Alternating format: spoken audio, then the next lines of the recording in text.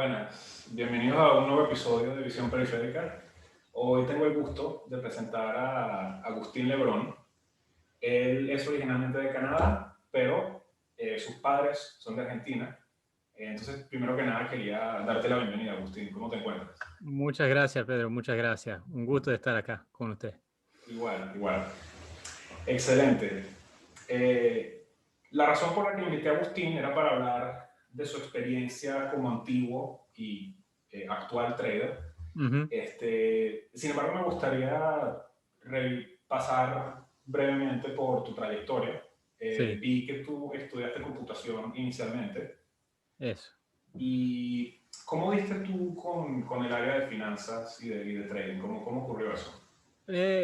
Un accidente, un accidente interesante. Yo hice ingeniería, computación y electrónica en Canadá y después de eso encontré un trabajo aquí en San Diego, donde estoy ahora actualmente, haciendo ingeniería eléctrica, chips para teléfonos celulares, GPS, ese tipo de cosas. Hice eso por unos 5 o 6 años y interesante el trabajo, ¿no? Pero de noche siempre me volvía a casa para jugar al póker online, porque en la época esa, por lo menos, ese era el enfoque grande de la gente, digamos, con nuestras inclinaciones matemáticas, digamos. Y a medida que iba yendo las cosas, yo veía que la ingeniería se ponía menos interesante, los ciclos del producto se ponían más rápidos, había menos oportunidad de hacer cosas interesantes y nuevas. Y entonces yo quería buscar un trabajo que era mitad ingeniería, mitad póker. Eso es lo que quería yo. Entonces me dijeron, bueno, finanzas, ahí tenés que ir al mundo de finanzas. Entonces entré a la oficina de mi jefe enero de 2008. Le dije, bueno, yo quiero salir de ingeniería, quiero hacer finanzas. Le dijo, ¿estás seguro? Le dijo, sí. Y bueno, chao. Y bueno, 2008 no era, digamos, el Sí. año más, el mejor año que hubiera podido elegir para hacerlo. Pero bueno, encontré un trabajo con Jane Street y todo salió genial, re bien.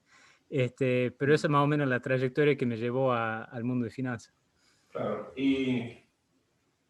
Está bien, y tú para postular a Jane Street les mostraste tu desempeño como jugador de póker, o sea, ¿cómo hace uno para empezar en un sitio así? Interesante, ¿no? No sé, honestamente, si vos me preguntas ahora, ¿qué es lo que ellos han visto en lo que yo presenté, o sea, mi resumen, qué sé yo? No sé qué decirte, porque habiéndolo hecho del otro lado, empleado a cientos de personas después, yo no me hubiera empleado, o yo no me hubiera entrevistado, así que no sé qué es lo que hicieron, pero de ahí el proceso de entrevista y lo que era, digamos, hace 13 años, era muy problem solving, ¿no?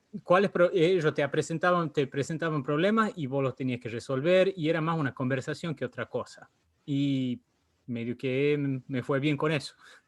No, está bien, a ver, si tuvieras que, o sea, porque yo veo que ahora tú también trabajas de consultor Mm, y creo que también lidias mucho con candidatos. sí, Es importante prepararse para este tipo de entrevistas, ¿no? Porque son bien exigentes las preguntas que te hacen.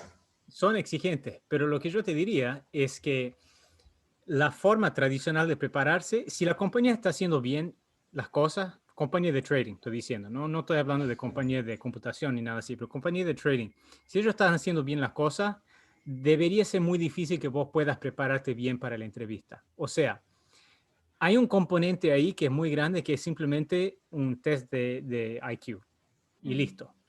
Y hay otro componente que es cómo pensás en riesgo, en decisiones con información parcial y todo eso, que es una cosa que es muy, yo diría, latente en la persona, que o está o no está o tiene una cierta característica. Y de nuevo, ¿no? Es difícil, no te digo que sea imposible, pero si hacen bien las cosas, sería difícil entrenarte bien para hacer bien en esa cosa. Ok, sí, me gusta esa respuesta. O sea, definitivamente importa mucho qué tan buena es la persona pensando lo que el modelo no incluye, ¿no? Claro, Eh, exactamente. esta es una cosa de la que, pues, Nassim Taleb habla todo el tiempo, ¿no? Que realmente tú estás percibiendo una muestra de una distribución, pero tú no sabes cuál es la distribución. Claro, no tenés idea Entonces, de cuál distribución están tirando los ejemplos. No, y entonces, claro, te toca decir, bueno, si me estoy equivocando, quiero que el costo de equivocarme no sea una cosa que me saque Ujú. de juego, ¿no? Sí. Eh, Y mira, una de las preguntas que yo siempre hacía, yo debo haber hecho esta pregunta unas 200, 300 veces en las entrevistas, que yo siempre me gustaba para explicar qué es este concepto de trading es, estás en el teléfono con alguien y le decís, mira, si, si, si vos y yo vamos a apostar en el número de lápices en mi escritorio, ¿cuántas de esas apuestas vas a ganar? Cero. Y si apostamos en el número de lápices en tu escritorio, ¿cuántas vas a ganar? Todas. O sea, esa asimetría de información es la cosa que ahí eso es lo que tenés que evaluar en lo que no sabes. ¿Entendés? ¿Qué es lo que vos sabés? ¿Qué es lo que crees que sabés y qué es lo que el otro crees que el otro sabe? claro, claro, exacto. Sí, no, y o sea, lo digo porque Jane Street es el tipo de sitio donde no es fácil entrar. O sea, te lo digo porque yo estuve buscando trabajo en hedge funds hace un par de años y eh, al menos la parte de que vean tu CV y te llamen, ya eso quizás es la parte más difícil porque hay un tema de que Ujú. se saturan las aplicaciones, ¿no? Porque la gente puede aplicar muy fácil, entonces el proceso pues es difícil. Eh, Es verdad.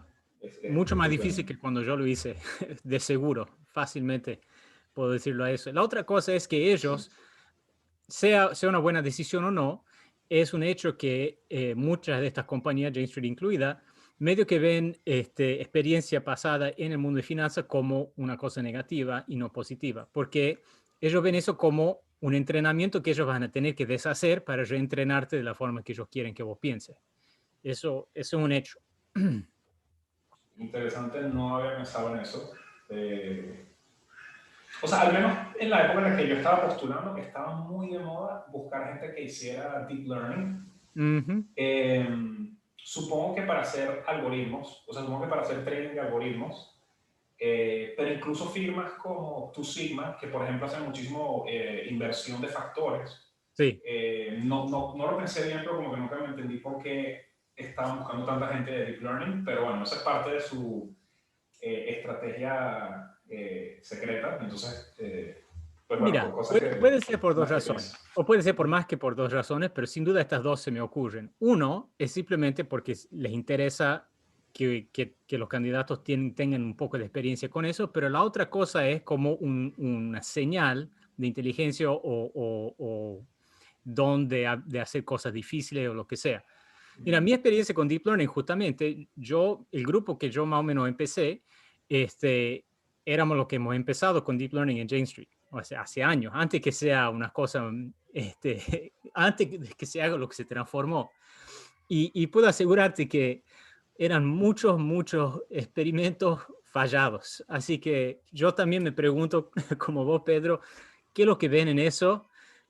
Porque es extremadamente difícil hacerlo bien en este mundo.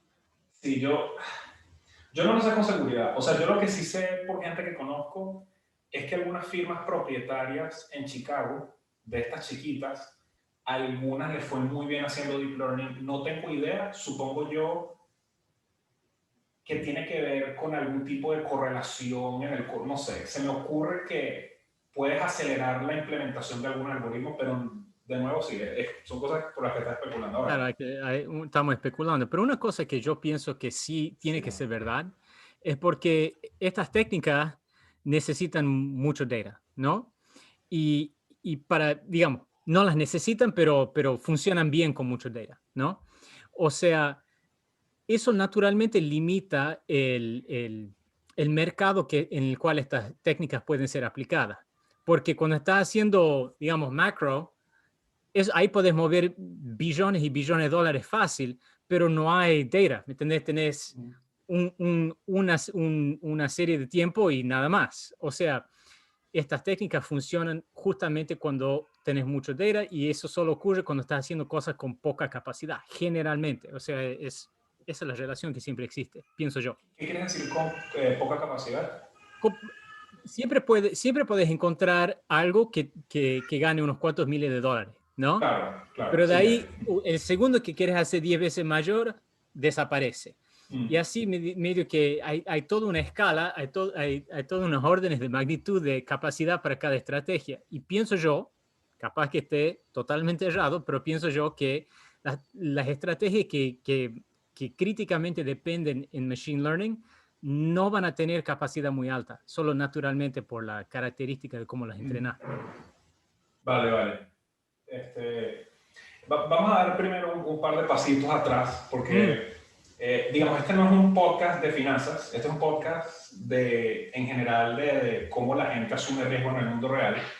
Y un tema que es interesante, yo creo, para todo el mundo, es primero discutir el tema de la exposición al mercado.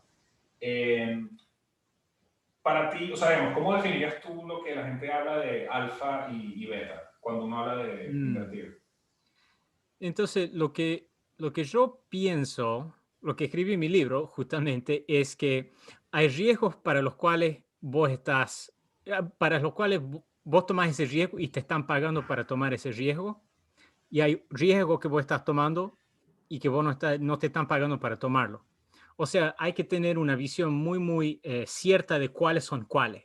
O sea, el ejemplo clásico que yo siempre doy es, digamos que vos sos Warren Buffett y has identificado una compañía barata y vas y la compras, ¿no?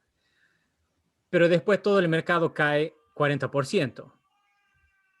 O sea, Warren Buffett estaba expuesto a más que el riesgo que el mercado le paga para tomar. El riesgo que Warren Buffett le pagan para tomar es identificar compañías relativas a otras compañías.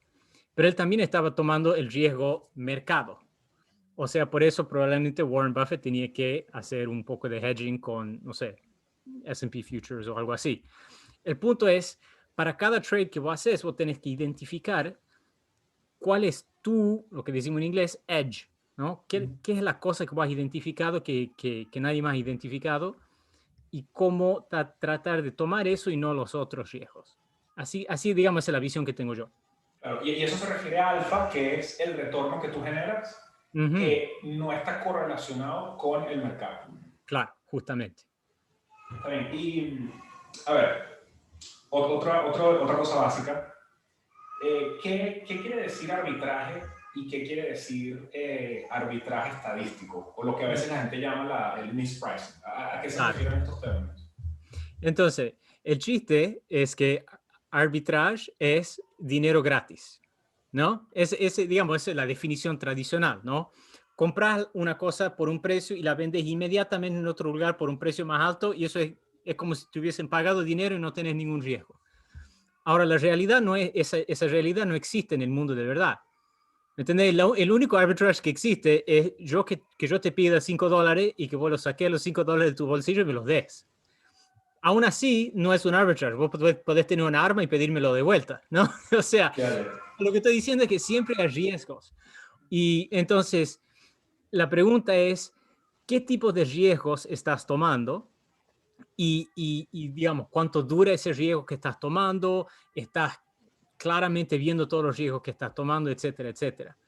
O sea, tradicionalmente el arbitrage es eso y el statistical arbitrage no es eso, ¿no? Es simplemente tendencias, correlaciones que has identificado. Pero en la vida real, medio que uno se transforma en el otro, porque no existe ese arbitrage clásico sin riesgo. Siempre hay riesgo. Sí, claro, claro. Se me ocurre el famoso ejemplo de los carry trades que había en los 90, ¿no? Donde la idea era endeudarte en dólares, comprar alguna moneda de Tailandia o algo así que rendía mucho y entonces tú luego lo convertías. Entonces, claro, mientras la moneda no se devaluara a cierto ritmo, entonces estabas como haciendo dinero gratis. Y bueno, esa estrategia pues terminó siendo un desastre, aunque todavía existe carry trade. Claro, o sea, todavía existe y hay muchos tipos de carry trade. Pero la diferencia, y volviendo a tu pregunta sobre alfa, es que una cosa que yo pienso que he aprendido, yo diría más recientemente de lo que hubiera tenido que tal vez, es que todos los trades que son buenos tienen dos componentes. Tienen el componente puro alfa, o sea, una cosa que vos has descubierto y nadie más lo ha descubierto. Y hay el otro componente risk premium, o sea, cosas estructurales que siempre estarán ahí. El carry trade es uno de esos, ¿no? Vender volatilidad es otro. O sea, estos risk premium existen porque nadie quiere o poca gente quiere estar del otro lado de ese trade. O sea, entonces, o de tu lado de ese trade, todo el mundo quiere estar del otro lado. O sea, los buenos trades son los que combinan un buen risk premium con un poco de alfa que vos has descubierto.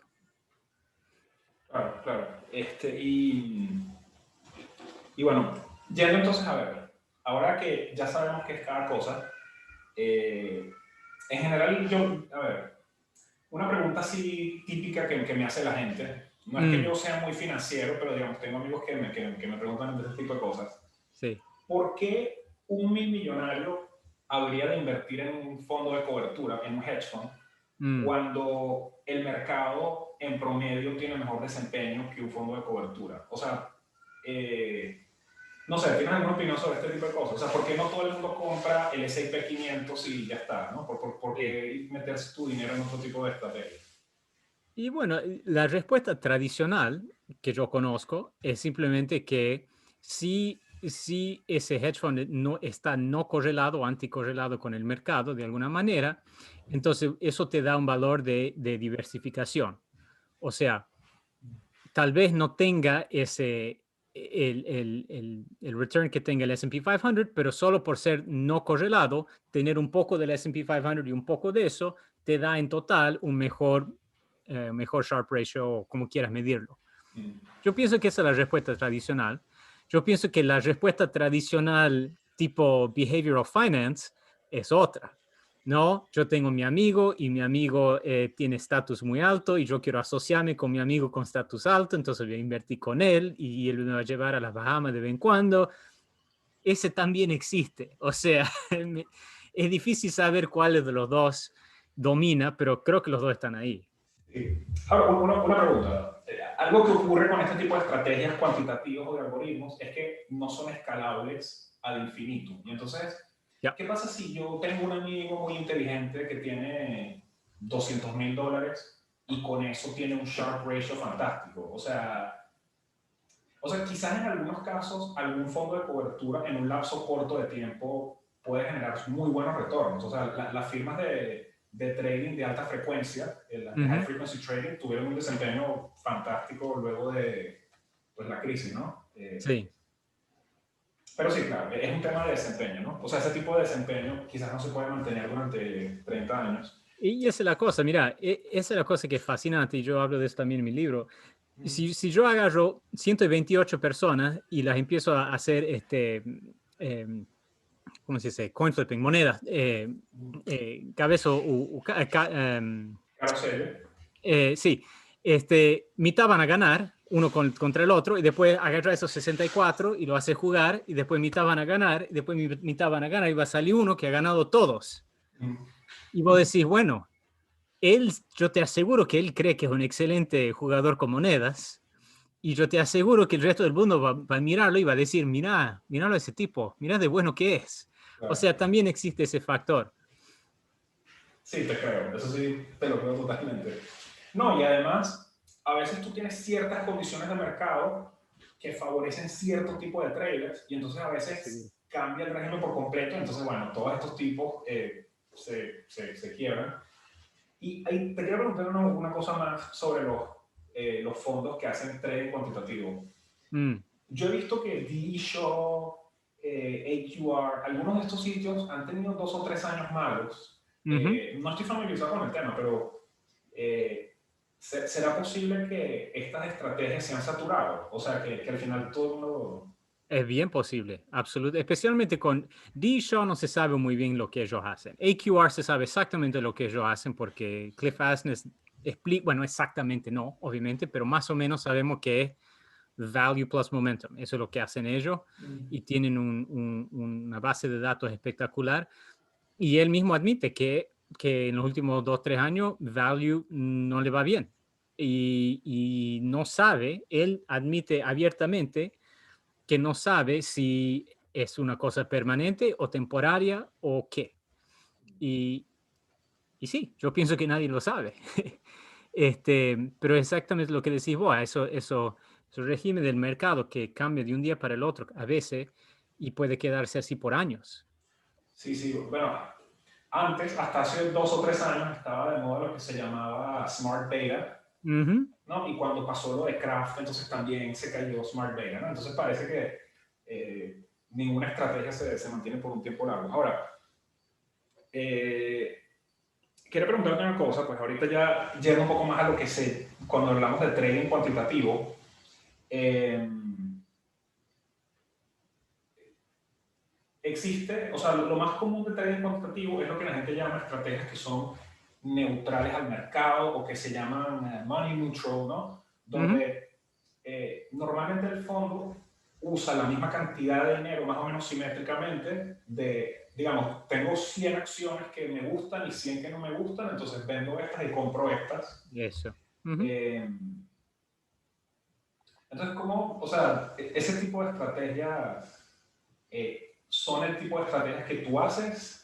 ¿Existen otro tipo de estrategias? O sea, ¿qué nos Mm. puedes contar sobre eso? No, mira, yo he hecho estudios y hice algunas estrategias así y es una cosa que funciona. La cosa siempre es, volviendo al tema de los riesgos, es muy fácil creer que si esa estrategia va bien, creer que va bien porque vos has identificado una cosa específica, pero el hecho es que estás colocándote otro riesgo que no es el mercado, digamos, pero es otro. Por ejemplo, big versus small, compañías grandes contra compañías pequeñas, ¿no? O otros factores, ¿no? Entonces hay que ver, digamos, cuál es la correlación de la estrategia que has descubierto o haces con todos esos otros factores también, para ver si es realmente nuevo y diferente o si es simplemente sintéticamente creando otro factor. Pero la mayoría de lo que yo hacía cuando estaba en Jane Street y en otros lugares es más, yo diría más puro market making. O sea, filosóficamente por lo menos, por más que no sea necesariamente implementado de esa manera, filosóficamente lo que estás haciendo es identificando lo que se llaman flows, identificando personas y gente, organizaciones que tienen que hacer algo y ellos mueven el precio porque tienen que hacer eso con el tamaño que tienen y vos estás proveyéndoles el servicio de venderles, por ejemplo, o comprarles. Y ahí vos ganás un margen pequeño, pero consistente. Eso, Claro. Exacto, flow se refiere sobre todo a básicamente la oferta y la demanda que uno ve en las órdenes que están en lo que se llama el libro eso. de transacciones. Ujú. Pero, digamos, una cosa que a veces la gente no, que yo también estoy tratando de entender, pareciera ser muy importante identificar fragilidades en el mercado, específicamente ver qué lado de la transacción puede ser exprimido, ¿no? Mm. Squeeze. Tú tratas de identificar quién, si el precio se mueve en contra de sus intereses, quién no tiene cómo sostener esa posición, ¿no? Ujú. Lo que ocurrió famosamente este año con las famosas stocks estas. Claro. ¿Cómo explicaste ese tipo de comportamiento? O sea, ¿cómo ocurre que la gente empieza a comprar una acción y el precio se triplica? O sea, ¿cómo puede Mm. pasar este tipo de cosas? Mira, ese tipo de cosas es aterrorizante para alguien como yo, porque para poder hacer el trabajo de market maker, estos márgenes son pequeños, tienen que serlo porque es un mundo muy competitivo. Y la idea que vos le provees el servicio a alguien de venderles AMC y después AMC sube 3 veces en un día, ¿me entiendes? Eso te puede fundir. Y la mayoría de los market makers, naturalmente, de nuevo, porque es un mercado muy competitivo, operan con relativamente poco capital relativo a las posiciones que tienen. Eso es, y eso es en parte el riesgo que el market maker está tomando y por eso que es un servicio que tiene valor, porque alguien tiene que proveer ese servicio. Y, y ese tipo de cosas, hablando de riesgo desde el punto de vista de alguien que lo hace y no un académico, ahí es donde ese es el arte. Es el arte de poder identificar cositas, poder posicionarte, tener una memoria larga y poder colaborar con otras personas que tienen opiniones heterogéneas. Así vos puedes realmente tener una opinión decente, digamos. Sí, Eso es totalmente. lo Sí. difícil. Sí, totalmente. Ahí hay, No, es que de hecho hay un par de cosas, ¿no? Yo empecé a meterme en estos temas de finanzas hace unos 5 años y lo primero que tú piensas cuando tú tienes un doctorado es, yo soy muy inteligente, soy muy bueno en matemática, ¿no? Y entonces yo voy a descubrir el proceso generador, ¿no? Y entonces voy a predecir la serie de tiempo y entonces con eso voy a hacerme millonario. Ese es el sueño, ese es el sueño. Sí. Por un lado, ese es un tema. Se me olvidó que era lo otro que te iba a decir, pero... lo otro que te quería preguntar, porque aquí es donde a veces está la cosa, ¿no? Sin hablar de opciones, Mm, pero realmente lo que pasa es que está la gente que necesita ejecutar una transacción y no tiene la opcionalidad, es decir, no tiene la capacidad de esperar, ¿no? Entonces, sí, eh, existe lo que se llama la stop loss, ¿no? Y entonces, probablemente lo que pasó con muchos de estos fondos de cobertura era que habían vendido en corto esta acción al punto de que tenían demasiado capital metido ahí. Y entonces, claro, cuando el precio sube de cierto sitio, quien les presta el servicio de corretaje les claro. dice, mira, te toca Sí, liquidar sí. esa posición. Y entonces, claro, liquidas la posición y sube más el precio. Entonces eso hace que otro tenga que liquidarla. Y pues así es como ocurren ese tipo de Eso. cosas. Y lo interesante, No. obviamente, es que generalmente vas a liquidar otra cosa primero, una cosa relativamente más segura. Y ahí es donde ocurre esa cosa de contagiar, donde el evento aquí, que parece no tener nada que ver con, con esta otra cosa, realmente están muy, pero muy conectados porque las personas que están aquí resulta que también están aquí, por más que sea una cosa totalmente diferente. En el 98, eso era clásico con LTCM, Long Term Capital Management, donde ellos tenían posiciones en cosas totalmente aleatorias. Una era bonds en Rusia, otro era un trade de Berkshire A contra Berkshire B, cosas que no tenían nada que ver una con la otra. Pero el mero hecho que ellos estaban en los dos quería decir que un efecto en uno afectaba el otro solo por ese hecho que, bueno, vamos a tener que liquidar una o la otra y algo va a ocurrir en el otro. Claro, claro. Y ahí es donde se Eh, contagian las cosas y la pelota de nieve puede crecer grande. sí, exacto. No, y eso es lo que ocurre en todos lados, ¿no? Que hoy en día invertir se vuelve muy difícil porque al final todos los mercados terminan correlacionados, ¿no? Porque si al final todo el mundo se cubre de riesgo comprando en Rusia o comprando acá, entonces al final todos los mercados Claro, están se conectados. correlacionan. Exactamente.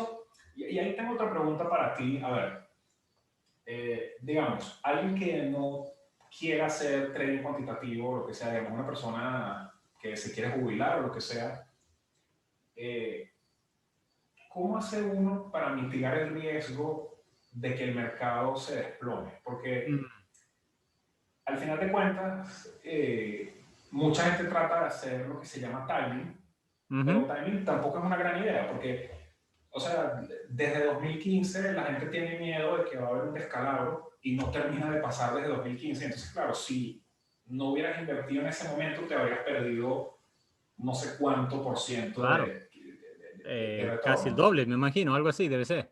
Sí, no sé, para alguien, para una persona de a pie, ¿tienes algo, Mm. alguna sugerencia de Mira, qué se la puede cosa que hay hacer? que siempre pensar es cuál es el plazo de tu inversión. O Ujú. sea, un tipo de 25 años que tiene toda su carrera probablemente tiene que meter casi todo en el mercado porque al plazo de 25 años o 30 años, lo que sea, todas esas variaciones y fluctuaciones van a igualarse. Ahora, si estás con 55 años o 60 años, probablemente una gran fracción de tu dinero tiene que estar en cosas con menos volatilidad. Ahora, si es bonds o money market o lo que sea, eso es otra pregunta, pero lo que vos estás haciendo es estás eligiendo una cierta volatilidad anual va relativo al plazo de tu inversión. Llegando al punto que ese minuto que te jubilas o digamos a los años que ya te has jubilado, entonces no podés aguantar mucha volatilidad Mm. y entonces tenés que empezar a cambiar las cosas. La otra cosa que diría es que de un punto de vista relativo, yo pienso que la gente se preocupa demasiado en esas cosas y no suficiente en las cosas aburridas, impuesto y costo. Mm. Porque, mira, le ocurrió a mi mamá. Yo hablé con ella hace unos 3 años y me dice, bueno, el dinero está en el banco tal y tenemos un relationship manager y es genial, es muy bonito y qué sé yo. Y ahí medio que las alarmas estaban ya en mi cabeza porque le pedí, mira, anda a ver cuánto te están cobrando. Saca, ¿no? El extracto y todo. No, no me cobran nada. Vamos a mirar un poco más. Y Ujú. como que escondido, claro que todo legal, ¿no? Pero escondido ahí estaban unos 3% por año. ¿Me entendés? No, no, Esa es increíble. la industria. Y la gente se preocupa mucho en la otra cosa y no en optimizar impuestos y costos. Porque la idea es que si vos estás invirtiendo en S&P 500 en Estados Unidos y estás pagando más que 0,2% por año, te están robando. Es simple. Y eso importa más, pienso yo. Sí, no, totalmente. O sea, yo, si te soy sincero, la industria de finanzas personales es terrible. Eh, o sea, inclusive a mí me pasó. O sea, yo cuando tuve mi primer trabajo, normalmente la compañía que gerencia tu 401k te crea una especie de plan default y entonces ellos lo que hacen es que cada fondo mutuo te cobra y además ellos por ese plan default también te cobran También te cobran. y algunos de estos fondos mutuos cobran 2% al año. Entonces yo Claro. digo, 2% al año por un fondo que rinde 3% al año, o sea, me está O que, timando. O que sea, está copiando el S&P 500. O sea, sí. ¿cuál es el valor ahí? No, no, Y excelente. Sí, y eso es universal casi, yo diría. claro. No, no, Es casi total. inevitable. Oye, sí, muy buena, sí, es verdad. O sea, número uno, trata de evitar que te estén cobrando comisiones que Sí. no van, pues porque, o sea, eso en el largo plazo es lo que te termina quitando muchísimo. Y los impuestos, mira, no hay, si hay algo que estás ganando, qué sé yo, 6% por año y estás pagando la mitad de eso en impuestos, son los 3% de ganancia más gratis que vas a obtener si lo puedes colocar en una forma que no pague esos impuestos. Legal, obviamente, ¿no? Ujú. Pero Claro, optimizar esas cosas es enorme, enorme. claro.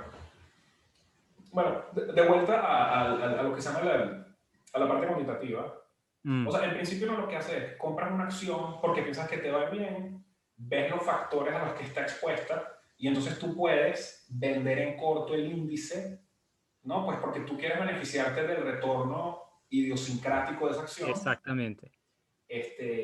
Y así es más o menos la estrategia, ¿no? Se ha visto que hay mil variedades. Está lo que se llama momentum, que tiene que ver con es una ineficiencia que existe en el mercado Sí, donde el desempeño en un periodo de tiempo anterior normalmente indica que te va a ir un poco mejor en promedio en el futuro. Entonces, finalmente quería preguntarte una cosa que, digamos, el origen de la conversación, que mi interés surgió en parte mm, por un hilo que tuviste. Eh, Existe el tema del backtesting, ¿no? Entonces mm, uno, es decir, tú identificas una acción, ¿no? Y tú piensas que va a rendir, que va a rendir y entonces piensas, bueno, ¿cómo voy a ejecutar una estrategia, ¿no? ujú. ¿De qué va un backtest? La Sí, cosa con sí. un backtest son dos cosas, digamos. Primero es lo que vos estás definiendo cuando definís una estrategia es un proceso de hacer decisiones. Entonces, la cosa con el backtest es cuáles decisiones hubiera hecho yo en estos momentos si yo tuviese esta estrategia o este proceso en esa época. ¿No? Ese es el punto de un backtest, de preguntarte esa pregunta. Lo difícil, obviamente, es que el hecho que ya ocurrieron cosas está en tu mente. O sea, el proceso que vos estás tratando de definir está afectado por el hecho que vos ya has visto eso, esa información. Y el nivel al cual te afecta es el nivel, es definido por el nivel al cual ya has mirado, ya has estudiado, ya has tratado esto, has hecho una modificación chiquita, has tratado otra cosa, etcétera. Y esa es la cosa que para gente viene de ingeniería o física como tú, lo difícil es mantener esa visión que es como una polución, tenés que imaginarlo así, ¿no? Cada vez que vos tocas ese data, esa información histórica, vos estás poluindo esa información, vos le estás ya sacando un poco de información y le queda menos. Y eso es lo difícil, ¿no? Es evaluar exactamente cuánto le estás sacando y cuánto le podés seguir sacando. Claro, sí, o sea, a ver, en aprendizaje de máquinas existe un concepto que se llama la relación inversa entre sesgo y varianza.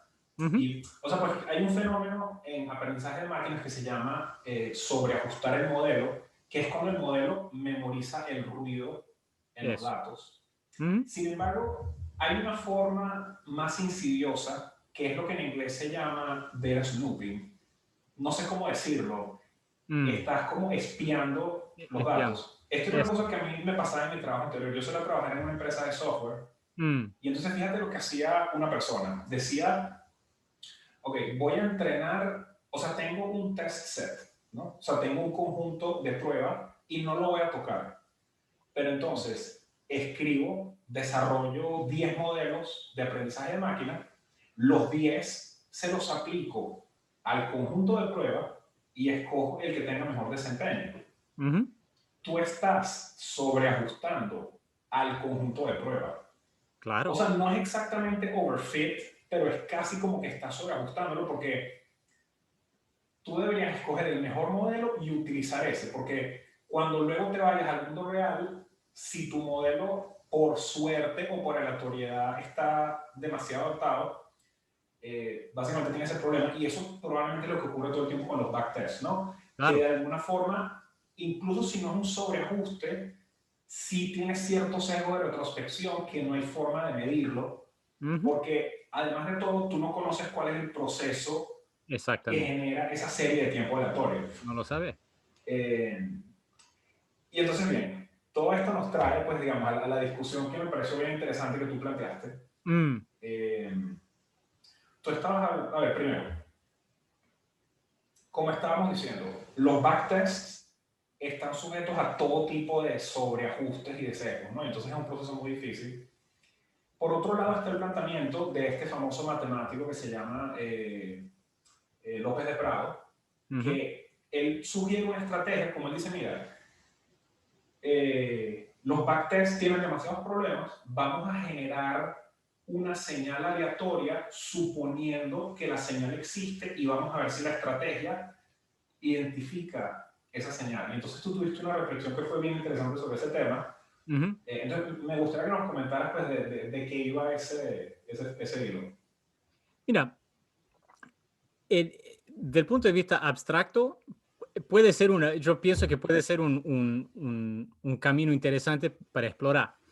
Lo difícil siempre con todas estas ideas es que cuando vos estás creando, el segundo que vos estés creando información, vamos a decir, creando información histórica que no existió, vos estás haciendo un universo de suposiciones sobre el proceso que la genera, como ya dijiste.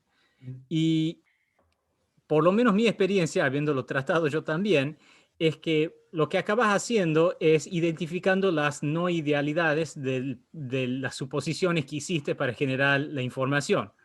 O sea, ahora no solo tenés el problema de identificar la estrategia y si la estrategia es buena, pero ahora ya has fabricado todo otro universo de problemas que es este simulador de mundo que yo estoy implícitamente creando. ¿Cuáles son los problemas con eso? Y mira, quién sabe, alguien más inteligente que yo capaz que le saque algo a eso, pero de mi punto de vista es probablemente mejor uso de tiempo este, quedarse con la estrategia y examinarla y investigarla directamente en vez de este, crear castillo en las nubes, digamos.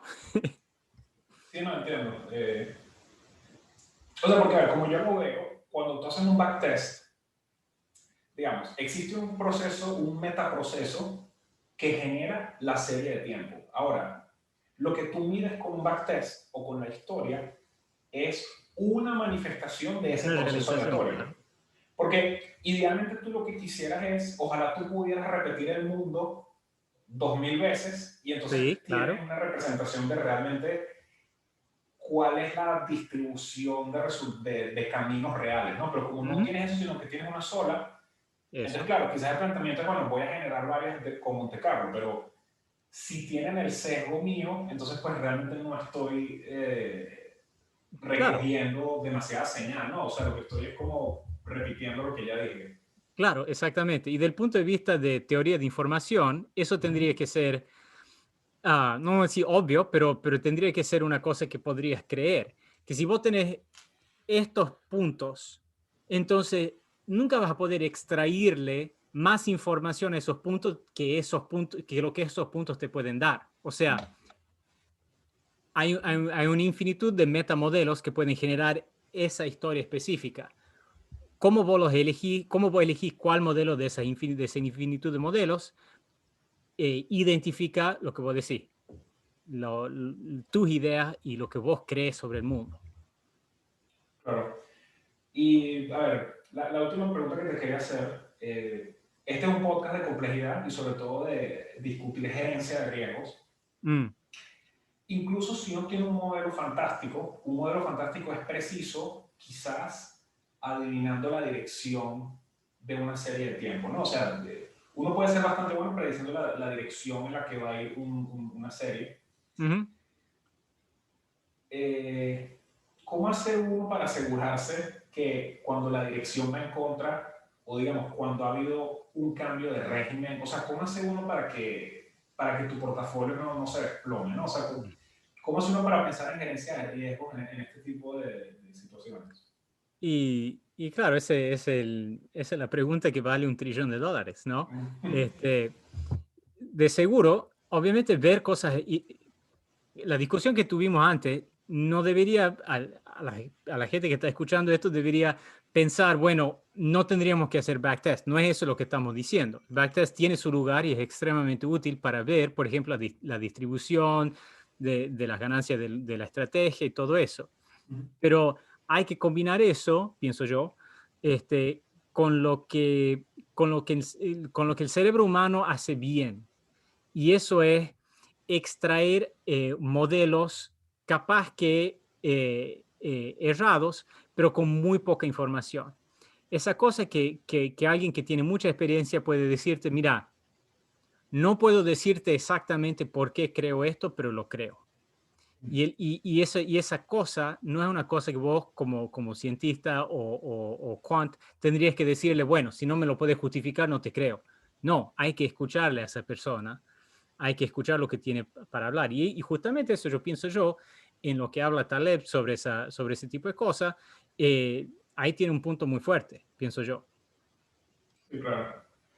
Tú, no sé, ¿tú crees que tiene límite? O sea, no sé, ¿hasta dónde crees tú que llega el límite de cuánto se puede automatizar una estrategia? Porque yo he visto que algunos fondos, por Mm, lo menos la sección de transar acciones, o sea, por lo menos la sección de equity, pareciera que casi todo se hace automático, ¿no? ujú, sí. Pero no sé, ¿tú cómo lo ves? O sea, ¿cómo ves tú el proceso de que poco a poco las computadoras empiecen a transar en lugar de personas? Ujú. Y bueno, yo diría que el punto al cual estamos ahora es el punto de relativamente, o sea, cerca del punto de eficiencia del mercado. O sea, a medida que vamos haciendo las cosas más eficientemente del punto de vista de costo o de poder de computación, etcétera, etcétera, las computadoras van a obviamente tomar más de esos trades. Y digamos, pero eso debería ser, pienso yo, el proceso natural. Porque honestamente, mira, el mundo por ejemplo, de venture capital o todas esas cosas, no tiene ninguna computadora. Bueno, hay algunos fondos ahora que tienen sistemas automatizados, pero al fin del día siempre hay alguien firmando el cheque. Y esos mercados funcionan bien. El día que llegue un poco más de eficiencia, va a haber más informática ahí, y es un proceso lento, pero siempre va en esa dirección, al punto que estamos. Lo difícil, lo interesante, pienso yo, es siempre, en cualquier proceso, dividir el trabajo entre lo que los humanos hacen bien y lo que las máquinas hacen bien. Para mí es el punto más interesante de todo esto. Es cómo podemos maximizar el valor del humano y de la máquina. Y eso no es fácil, eso es muy difícil. Y una pregunta, tú me dices que te estás enfocando últimamente en transar criptomonedas. Ujú.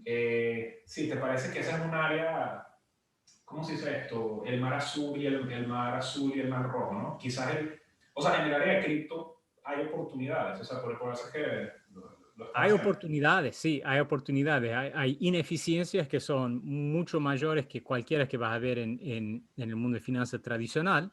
Claro que hay riesgo que vas a ver en el mundo de finanzas, en el mundo de cripto que no va a haber en el mundo de finanzas tradicional. Vos probablemente podés asegurarte que el CME no va a desaparecer mañana y no van a robarte todo tu dinero. Pero esa garantía no la tenés en cualquiera de estos exchanges de cripto. Por ejemplo, o sea, volviendo, haciendo el círculo a lo que dijimos al comienzo de la conversación, cuáles son los riesgos que vos has identificado, que vos estás haciendo, que vos estás recibiendo un dinero para tomar y cuáles no. Y esa es la gran pregunta, ¿no? Claro, claro. Estupendo, bueno, creo que respondimos todo lo que queríamos hablar. No sé si alguna cosa que te pareció, nos faltó discutir, alguna, no sé, ¿qué fue lo que más disfrutaste de la entrevista? Ah, mira, a mí me gusta, para mí honestamente lo que más me gustó es hablar de esto en español, que es una cosa, es una novedad para mí, capaz que pasé un poco de vergüenza, pero bueno, así será. Pero hagamos esto de nuevo, hagamos otra conversación cuando quieras, hagamos de nuevo, me encantaría. Oye, sí, excelente. O sea, la próxima vez podríamos hacerla en inglés, pues por variarla, pero claro que sí, eres siempre bienvenido acá. Mira, hay un mercado enorme en inglés y hay un mercado menor en español, así que nos enfoquemos en lo que hay, como buenos traders, nos enfoquemos en el mercado donde hay oportunidad, ¿no? Sí, bueno, sí, la verdad es que sí, sí tienes razón, lo digo por lo siguiente, yo este podcast, hablar con científicos, hablar con emprendedores, se me ha hecho relativamente fácil hacerlo en español. Eh, por lo menos en el mundo de Taleb, no hay mucha gente de finanzas Mm, que tenga presencia en las redes, ¿no? Y, y entonces yo casi todas las entrevistas que he hecho en inglés han sido sobre temas de finanzas, ¿no? mm, Pues porque me ha costado conseguir gente, así te lo digo. sí. Eh, pero sí, totalmente. O sea, no tengo ningún problema con volver a hacerlo en español, pero es también lo que te digo, ¿no? Creo que hay ese nicho donde la gente que habla de complejidad no está hablando casi de inversiones, no está hablando casi de finanzas y por ahí, o sea, esa es parte de un mercado que también me gustaría Ujú. explorar. No, sí, esa interacción es re interesante, sin duda. Bueno, de nuevo te agradezco enormemente que hayas venido. Se me olvidó mencionar tu libro, ¿no? How to Think Like a Trader, se llama, ¿no? The laws of trading. The The Laws of laws of Trading. eso. Si quieres, te doy un rato, no sé, en tu experiencia de trader, ¿cómo te ha ayudado a ti a ser trader, digamos, como para tu vida? O digamos, Claro, esa es la idea del libro. Yo pienso que el mundo de trading es un mundo muy opaco, más opaco de lo que tendría que ser. Y hay muchas lecciones que los buenos traders que yo he conocido me han enseñado que yo pienso que se aplican plenamente a la vida diaria de todo el mundo. Así que la idea del libro es esclarecer un poco eso. estupendo. Bueno, muy bien. Y se puede conseguir por Amazon y por todo. O sea, Sí, está ahí bien. está.